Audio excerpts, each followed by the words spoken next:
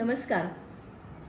नवरात्र उत्सवानिमित्त पुरोगामी महिला किंवा महिलांचं धाडसी कर्तृत्व यावरती आपण खरं तर एक प्रकाशझोत टाकतोय.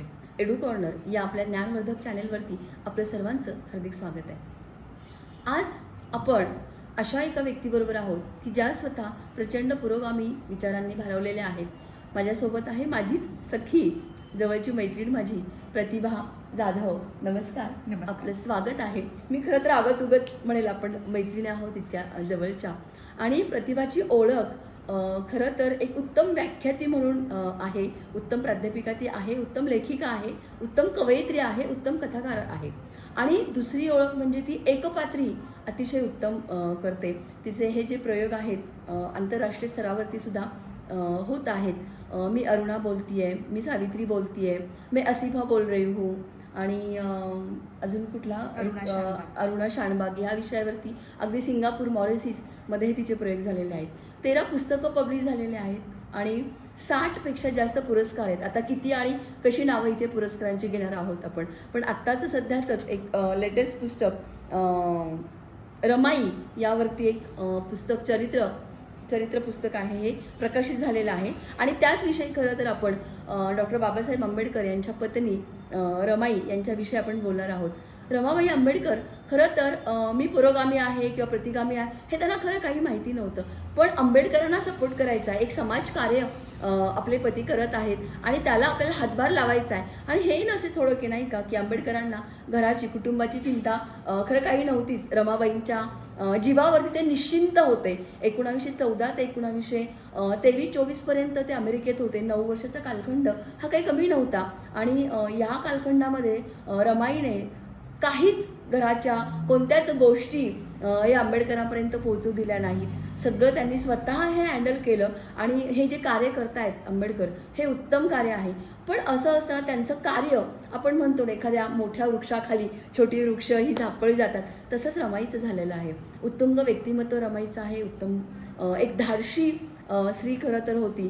पण अशा आंबेडकरांच्या ह्या कार्यकर्तृत्वामध्ये ती झापळी गेली. पण तरीही तिचं कार्य हे काही कमी होत नाही किंवा त्याचं महत्त्व कमी होत नाही. खूप मोलाचं कार्य तिचं आहे. अगदी प्रसंगी रमाई ते रमाई हे जे आहे, आणि ह्याच कार्याला खरं तर समर्पित म्हणून डॉक्टर बाबासाहेब आंबेडकरांनी थॉट्स ऑन पाकिस्तान नावाचा जो ग्रंथ लिहिला, तो त्यांनी त्यांच्या रमोला, म्हणजे आंबेडकर रमो म्हणायचे, रमो, आणि तिला तो समर्पित केला. हे खूप महत्त्वाचं आहे असं मला वाटतं.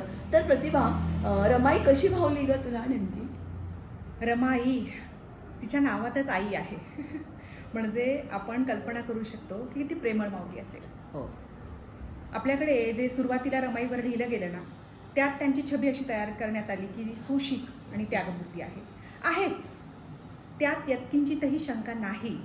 पण इतकं या दोन प्रतिमांचं इतकं काही मोठ्या प्रमाणात गारुड लोकांच्या मनावर झालं की तिच्या अंगभूत, रमाईच्या अंगभूत जे काही अनेक पैलू आणि गुण होते ते फार कुणाच्या बोलण्यात, लेखनात किंवा भाषणांमध्ये आलेले नाही. बरोबर. खरं तर आपलं असं असतं, आधी जे पुस्तक लिहिलं जातं, एखादा ग्रंथ लिहिला जातो एखाद्या व्यक्तीवर, आणि त्याच दृष्टीने आपण पुढे त्या व्यक्तीकडे बघत जातो.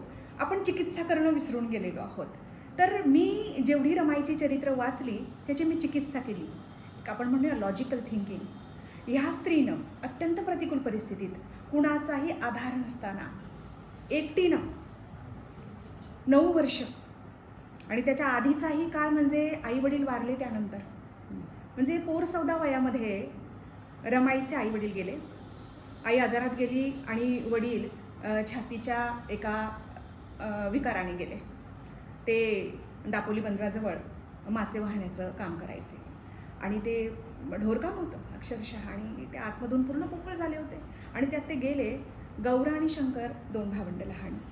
या गौरा आणि शंकरला रमाईनं तेव्हा आईसारखा जीव लावला. आईकडून काही गोष्टी बाळकडून म्हणून रमाईनं घेतल्या होत्या. मितभाषी होत्या त्या.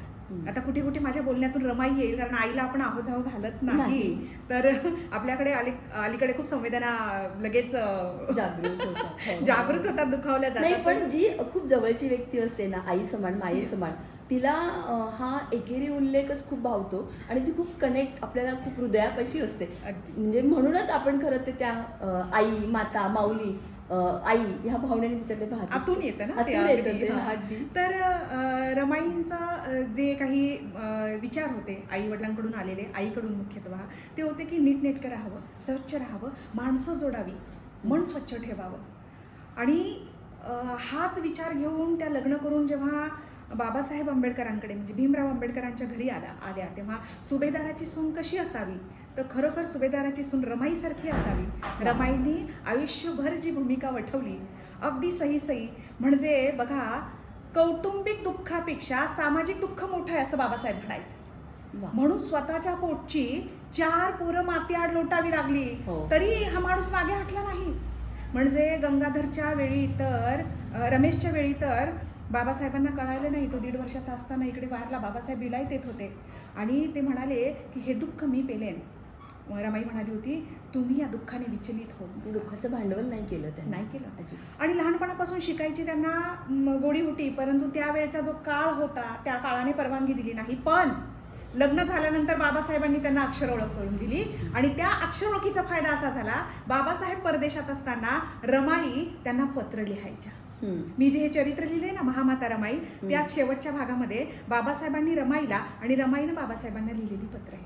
वा. त्यात बाबासाहेब म्हणतात प्रिय रामू आणि रमाई त्यांना म्हणतात साहेब.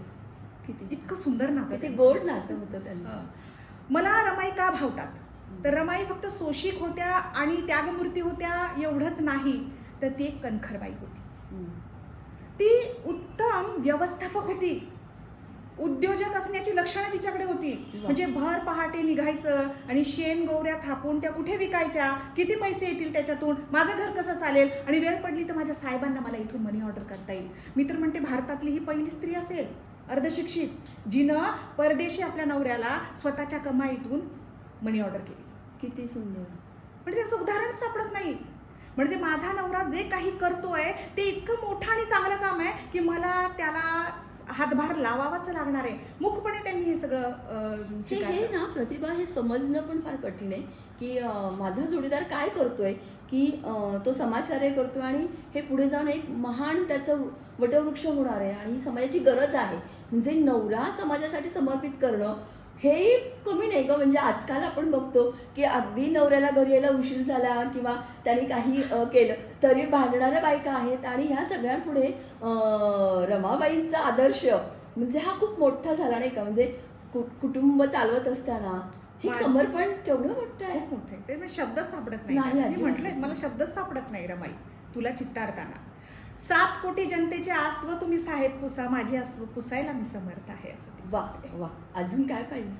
आणि किती सुंदर. इतका स्वाभिमानी बाणा होता की जेव्हा इंग्लंडवरून बाबासाहेब आले 1918 मध्ये, तेव्हा तिला नेसायला धड लुगडं नव्हतं. बॅरिस्टरची बायको बाया हिनवायच्या, कधीच मनावर घेतलं नाही त्या गोष्टी. हो, मला आठवतं एक त्यांच्या मुलाचा मृत्यू झाला तर कापड नव्हतं त्या मृत्यूवरती, तर साडी फाडून ते गुंडाळलं. म्हणजे गरिबी किती ग असावी, किती त्या शवाला झाकण्यासाठी पुरेसा कपडाही त्यांच्याकडे नव्हता. बाबासाहेब इंग्लंडहून आले आणि त्यावेळी बॅरिस्टर होऊन आलेला नवरा, सारा गाव त्यांच्या स्वागताला गेला. मला जायचंय पण नेसू काय मी, हा प्रश्न रमाईला पडला. काय करावं. अशा वेळेला ननंद म्हणे मी माझी साडी देते. स्वाभिमानी बाई होती ती म्हणली नाही, मलाही आवडणार नाही, माझ्या नवऱ्यालाही आवडणार नाही. जे करतो, वागतो, जगतो आम्ही ते स्वतःच्या हिमतीवर. शाहूराजांनी एक भला मोठा लांब रुंद फेटा नेसवला होता बाबासाहेबांना. तो ट्रंकेत तळाशी ठेवला होता. अचानक रमाईला आठवलं आणि त्या फेटा नेसून बाबासाहेबांना भेटायला गेल्या. सारा गाव भेटला आणि किती सोशिक स्त्री, एवढ्या वर्षांनी नवरा येतोय, त्या थांबून राहिल्या मागे, सगळ्यांना दर्शन घेऊ दिलं, भेटू दिलं आणि शेवटी त्या बाबासाहेबांना भरल्या डोळ्यांनी पाहत होत्या शेवटपर्यंत. हे प्रेम आहे, निरातिशय प्रेम आहे. आणि हे फार दुर्मिळ आहे. बाळकरामांनी जेव्हा बाबासाहेब येणार आहेत परदेशातून म्हणून त्यांना पैसे दिले, तेव्हा त्या म्हणाल्या स्वतःसाठी लुगडं घे, बाबासाहेबांना बरं वाटणार नाही की तू फाटक्या लुगड्यात आहेस म्हणून. बॅरिस्टर होऊन नवरा आलाय आणि हिचे काय हाल आहे, तिथे दैन्य अवस्था आहे. तर त्या पैशांचं काय करावं, 60 रुपयांचं. त्यांनी आपल्या साहेबांसाठी गादी घेतली, उशी घेतली, धोत्राची जोडी घेतली. का बॅरिस्टर होऊन माझा नवरा आलाय. म्हणजे स्वतःच्या संपूर्ण आयुष्याचीच आहुती दिली. बाबासाहेबांसाठी दिली असं नाही म्हणू शकत आपण. बाबासाहेब जे उत्तुंग कार्य करत होते त्यासाठी ती दिलेली आहे. आणि काटकसर, इतके प्रचंड काटकसर. 30 रुपयात महिना काढणं. 30 रुपयात महिना काढायचा म्हणजे 30 रुपये बाबासाहेबांनी दिले. बाबासाहेब जेव्हा इकडे आल्यानंतर एलिफन्स्टन कॉलेजमध्ये रुजू झाले होते, त्यांना 400-450 रुपये पगार होता आणि तो 450 रुपये पगार पाहून ते हरकून गेल्या. आणि एवढी वर्ष माझ्या पोरांना ना धड खाता आलंय ना आमच्या घरात काही आणलंय. गाडग्या, अगं मातीच्या गाडग्यांमध्ये अन्न शिजवलंय रमाईनं. बरोबर. हा, आणि विलायतेतून शिकून आलेला लोक हिणवतायत आणि एवढा मोठा नवरा आहे. मग तिला वाटलं की त्या 450 रुपयांमधून काही गरजेच्या वस्तू आणाव्या. बाबासाहेब खूप काटकसरीत जगले होते. बाबासाहेबांच्या तळपायच्या मस्तकाला गेली आणि काय रमा तू हे सगळं एवढा खर्च केलास, यापुढे तुला 30 रुपये मिळतील. म्हणजे हाऊस माऊस म्हणावी अशी काही झालीच नाही ग रमाईची. आणि मग आणि नंतर अपेक्षाच केल्या नाही रमाईने की मला साहेब लाभतील गप्पा मारायला, त्यांचा सहवास लाभेल, याची सुद्धा अपेक्षा तिला शेवटी उरली नाही. म्हणजे बघ ना, अवघं 37 वर्षांचं आयुष्य. हो हो. आणि त्यात नवरा जास्तीत जास्त आंदोलनं, मोर्चे आणि सत्याग्रहामध्ये भाषणांसाठी बाहेर आहे. काय आयुष्य जगली आहे ही बाई. याचं अनालिसिस आपण केलं तर फक्त ती सोशिक आणि त्यागमूर्ती नाही, ती कणखर आहे, ती मजबूत आहे, ती स्वाभिमानी आहे. आणि मी म्हटलं की ती गौऱ्यांचा व्यवसाय करायची म्हणजे तिला माहिती होतं एक गौरी कितीला विकली म्हणजे माझा महिन्याचा खर्च भागणार आहे. गौरा शंकरला तिने जवळ ठेवलं, अंतर दिलं नाही शेवटपर्यंत. एवढंच काय, आनंदराव नावाचे तिचे दीर वारले तेव्हा त्यांची जी विधवा बायको म्हणजे जाऊ लक्ष्मीबाई आणि त्यांचा मुलगा मुकुंदा यांची सुद्धा जबाबदारी या बाईने घेतली. म्हणजे ही स्वतःच फाटली होती, आधीच काहीच नव्हतं कफल्लं. त्यात म्हणजे मन किती मोठं औदार्य बघा ना, शेवटपर्यंत सांभाळलं. आणि 30 रुपयांचं सांगत होते मी महिना कसे काढायचे, तर 1.5 रुपयाची एक पुडी बघा कॅल्क्युलेशन किती. म्हणून मी म्हटलं उत्तम व्यवस्थापन होतं रमाईकडे, उत्तम व्यवस्थापक मॅनेजर होते. तर 1.5 रुपयाची एक पुडी, रोज एक पुडी उघडायची आणि त्याच्यात खर्च भागवायचा आणि 5 रुपये बाबासाहेबांच्या पुढच्या शिक्षणासाठी काढून ठेवायचे. आणि फारच अटीतटीची वेळ आली तर ती 5 रुपयाची पुडी उघडायची आणि खर्च करायचा. पण तशी वेळ रमाई येऊ द्यायची नाही. 4 भाकरी, बाबासाहेब इथे नव्हते तेव्हा 4 भाकरी थापल्या जायच्या घरात. त्यात त्या गौरा शंकर मुकुंदा यांच्यासाठी एक भाकरी आणि ह्या तिघी असायच्या, लक्ष्मीबाई, गौरा आणि रमाई, त्या 2 भाकरीमध्ये मिळून खायच्या. इतकी काटकसर. बरं, त्यांना जेवायलाही म्हणा किंवा औषधोपचार असं त्यांच्या बाळणपणामध्ये मिळाला नाही. त्यामुळे त्यांना सकस आहार असा मिळाला नाही. त्यामुळे त्या सतत आजारी राहायच्या. आणि त्यांची जी प्रसूती व्हायची, जी मुलं झाली ना त्यांची, ती पण अशक्त. 4 मुलं यामुळेच गेली. राजरत्न खूप गोंडस होता आणि बाबासाहेबांनी राजरत्नाचा सहवास बाबासाहेबांना लाभला होता काही काळ. त्यामुळे ते त्याच्या बाबतीत प्रचंड हळवे होते. हा माणूस एवढा ढसाढसा कधीच रडला नसेल ओक्साबोक्षी. राजरत्न गेला तेव्हा बाबासाहेब खूप रडले, ओक्साबोक्षी रडले, लहान लेकरासारखे रडले. त्यांना एक मुलगी होती इंदुमती. मुलींची खूप हौस होती त्यांना, पण त्या मुलीचं सुख पण लाभलं नाही. मला रमाई का भावते तर त्याची ही अनेक कारणं आहेत. त्याच्यानंतर दुसऱ्यांच्या मनाचा विचार करणं. बघा, आधीच त्या बाईकडे काही नाही आहे, मन जपायची ती बाई. म्हणजे बाबासाहेब जेव्हा विलायतेहून आले, चांगला व्यवसायात दम बसला, बाबासाहेब राजकारणात गेले, थोडी आर्थिक परिस्थिती सुधारली आणि राजगृहामध्ये तेव्हा राहायला आले, तेव्हा तिच्या त्या डबक चाळीतल्या बाया होत्या ना, फाटक्या तुटक्या, त्यांना म्हणायची ती, या तुमच्याच माईचं घर आहे, या विसावा जरा इथं. आणि त्या बायका पण यायच्या. जे मोठ्या बंगल्यात आल्यानंतर, जे राजगृह मी बघितलंय, संधी आली, तुम्ही बघितलं नसेल तर संधी आली तर एकदा जरूर बघा की पुस्तकांसाठी एखादा माणूस आलिशान घर बांधतो, ते कसं असतं. जागतिक दर्जाचं उदाहरण असेल हे. तर त्या बायका यायच्या आणि बाबासाहेबांनी एकदा गजरा आणला रमाईसाठी, केसात माळ म्हणून. त्यांनी तो माळला नाही. त्या काय म्हणाले माहिती, आनंदीबाई विधवा आहेत, भाऊजी नाही आहेत आणि मी केसात गजरा माळतोय, त्यांना कसं वाटेल. आणि त्यांनी गजरा माळला नाही केसात. म्हणजे इतरांचा विचार, समाज भानही खूप होतं. आणि मला एक आठवतं, धारवडला त्या होत्या त्यावेळेस तिथली मुलं यायची त्यांच्याकडे रोज, आणि 1-2 दिवस ती मुलं आली नाही. त्यांनी त्या काकांना विचारलं का नाही आली, तर त्यांनी सांगितलं की नाही, त्यांना जेवण नाहीये आता काही दिवस. तर मग स्वतःकडे काही असेल दागिने, आता त्यावेळेस दागिने कसले ग, छोटे मोठे काहीतरी असेल, खिडूक मिडूक म्हणूयात आपण त्याला, ते आणलं आणि त्यांना दिलं आणि सांगितलं हे मोडा आणि त्या मुलाला जीव घाला आधी.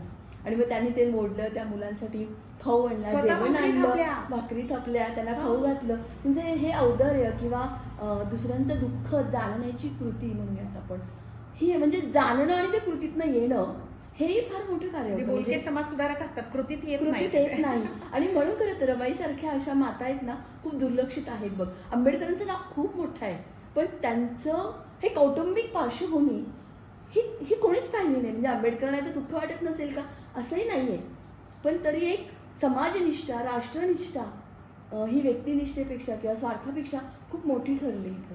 आणि रमाईचा ह्या त्यागा म्हणजे रमाईचा त्यागच खूप मोठा आहे. किंवा आपण म्हणतो बघ एखाद्या स्त्रीच्या मागे एखादा पुरुष असतो, तर इथे आंबेडकर घडण्यामागे एक स्त्री होती. हे असे उदाहरणं विरळच आहे. आणि केवढा विश्वास बाबासाहेबांना की मी इथे समाजासाठी शिकतो आहे, उत्थानासाठी शिकतोय, माझी बायको समर्थ आहे, केवढा विश्वास. आणि तू मगाशी जे काही नमूद केलं ना की थॉट्स ऑन पाकिस्तानमध्ये बाबासाहेब अर्पण पत्रिकेत म्हणतात, आणि बाबासाहेब रमाईबद्दल काय विचार करत होते, म्हणजे खरं तर असं शब्दात अगदी डिट्टो मांडता येत नाही, पण बाबासाहेबांनी ते मांडण्याचा प्रयत्न केला आणि ते भिडतं. ते काय म्हणतात बघ त्याच्यात, ते म्हणतात की तिच्या हृदयाचा चांगुलपणा, हे वाचायला रमाई नव्हती, तिच्या हृदयाचा चांगुलपणा, मनाचं औदार्य, चारित्र्याची पवित्रता, याशिवाय आमच्या वाट्याला आलेल्या हालपेष्टा भोगण्याची तिची सिद्धता व निर्विकार सहनशीलता याबद्दल व तिचे मला वाटणाऱ्या कौतुकाचे प्रतीक म्हणून रामू हिच्या स्मृतीस अर्पण. वा, हे पण रमाई असते आणि हे वाचलं असतं तर सगळं भरून पावलं असतं ग. नवऱ्याकडनं होणारं कौतुक आणि कोणी कौतुक करण्यापेक्षा नवऱ्याने केलेलं कौतुक आणि तो प्रेमाचा भाव किती खरं पाहिजे होत्या त्या, नाही का? सगळं हे करताना त्यांना म्हणजे पुरेसं बोलायला वेळही कधी मिळाला नाही. शेवटी त्यांना खूप आजारी झाल्यानंतर शेवटचं भाषण ठोकून बाबासाहेब जेव्हा आले तेव्हा त्या 1:30 वाजेपर्यंत जागल्या. आणि त्यांना धसवायचं बाबासाहेब एकदा रायगडावर गेले होते आणि रायगडावर त्यांच्या मृत्यूची अफवा उठली. ती बातमी त्यांच्यापर्यंत आली तेव्हा कासावीस झाल्या, प्रचंड कासावीस झाल्या. आणि जोपर्यंत बाबासाहेब सही सलामत आहे हा निरोप आला नाही तोपर्यंत त्यांची अस्वस्थता थांबली नव्हती. तेव्हापासून आणि त्याच्या आधीपासून पण बाबासाहेब घरी आल्यापर्यंत त्या जेवायच्या नाही कधीच. हे एक कारण आहे बरं का की त्यांची प्रकृती खूप खालावत गेली. बाबासाहेबांनी स्वतःला समाजाप्रती अर्पण केलं होतं आणि यांनी बाबासाहेब आणि समाजाप्रती आपल्याला अर्पण केलं होतं. तर शेवटी जेव्हा 27 मे तो दिवस होता जेव्हा त्या अनंतात विलीन झाल्या, त्याच्या आदल्या रात्री बाबासाहेब आले होते आणि त्या म्हटल्या की आज साहेब माझ्या पुढेच बसून राहा, मला खूप बोलायचंय तुमच्याशी. आज काय बोललात बरं भाषणात तुम्ही, सांगा ना जरा. आता बाबासाहेबांना माहिती होतं ओचा ठो करणार नाहीये हिला, पण बाबासाहेब काहीतरी सांगत राहिले. त्यांना कळत होतं हिला डोळे भरून मला पाहायचंय, हिला किती साचलेलं असेल ग म्हणा, पण किती माफक अपेक्षा बघण्याला माझ्या समोर थोडा वेळ बसा आणि किती बोलायचं साचलेलं किती असेल त्यांच्या, किती घुसमट असेल ना त्यांची. असेल म्हणजे ही माणसं अशी माणसं भूतकाळात होऊन गेली आहे सुवर्णा, यावरच कुणाचा विश्वास बसणार नाही. मी तर म्हणते ही घुसमट खूप म्हणजे कार्याला सलाम आहे. जे त्यामागे उर्मिला पवारांची एक कविता आहे, त्या बघा रमाईचा असा फोटो आपल्याला सगळीकडे दिसतो तेव्हा तिचा भांग आहे ना खूप विरळ होताना दिसतो. बायकांचा भांग विरळ होतो केव्हा होतो, खूप कष्टानं ओझी उचलून. उर्मिला पवार अगदी सही सही ते चित्रित करतात. उर्मिला पवार काय म्हणतात माहितीये, आयदानकार उर्मिला पवार त्या म्हणतात, म्हणजे याच वर्षी लिहिलेली कविता आहे. आज 125 वर्षाच्या आमच्या रमाईंना त्रिवार अभिवादन करताना मला दिसतात त्या स्त्रिया डोक्यावरून लाकडाच्या मोळ्या, गवताचे भारे आणि अशीच ओझी वाहणाऱ्या, आणि दिसतात त्या ओझ्याने केस विरळ होऊन मोठे पडलेले त्यांचे भांग. त्यांचे कष्ट दाखवणारे पाहिलेत कधी, आणि पाहिलात तुम्ही माता रमाईचाही भांग. आमच्यासाठी ओझी वाहून किती झिजल्या होत्या रमाई, आपलीच ओझी वाहिली ना ग सगळ्यांची. म्हणून तर हिंदू कोडबिल कुणासाठी लिहिलंय बाबासाहेबांनी, महिला उत्थानाचं काम आपल्यासाठीच केलं ना बाबासाहेबांनी. आमच्यासाठी ओझी वाहून किती झिजल्या होत्या रमाई, हे दाखवतोय तो, पाहिलात कधी. आणि तरीही रमाईच्या डोळ्यातून वाहते आहे अपार करुणाच फक्त आम्हाला क्षमा करणारी. आम्ही क्षमा मागतो, आम्ही तिला काहीच नाही, आम्ही सगळं घेतलं.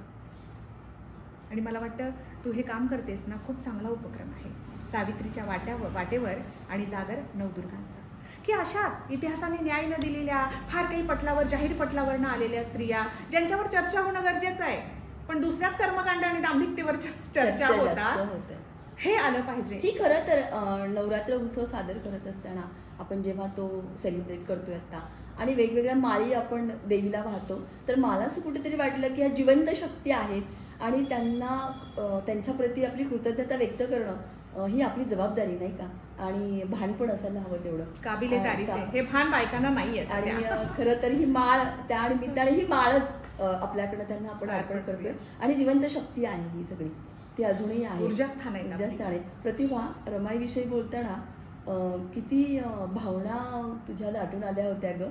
म्हणजे तो काळ तू पाहतेस की काय, की रमाई तुझ्यासमोर उभ्या आहेत की काय असं वाटलं. आणि खरं तू न्याय दिलास हं. रमाईच्या आजच्या विषयाला बोलताना तू खरंच न्याय दिलास. खरंच तुझे मी आपल्याला वेळेची मर्यादा होती. पुन्हा एकदा कधीतरी खरंच मी बोलूया. तुझे या निमित्ताने खूप आभार मानते. धन्यवाद.